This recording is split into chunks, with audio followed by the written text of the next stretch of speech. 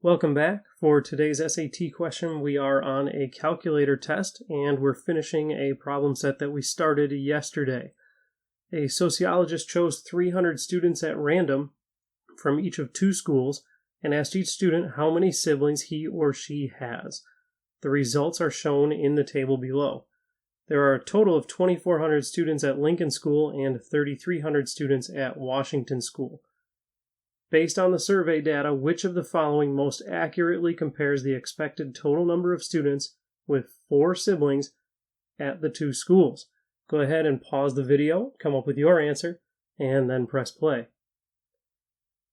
So we're told here that Washington School has 900 more students than Lincoln School.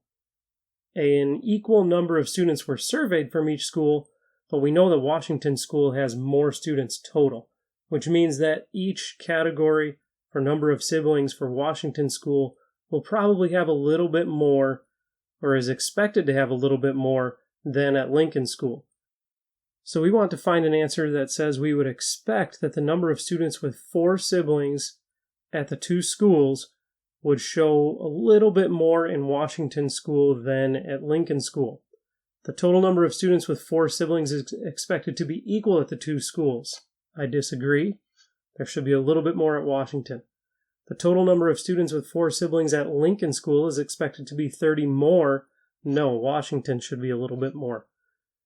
The total number of students with 4 siblings at Washington School is expected to be 30 more than at Lincoln School. This one sounds reasonable. And then D, the total number of students with 4 siblings at Washington School is expected to be 900 more than at Lincoln School. There's a total difference of 900, but I wouldn't expect all of those 900 to have 4 siblings. So I would say C is the only reasonable answer. So we are choosing C for number 20.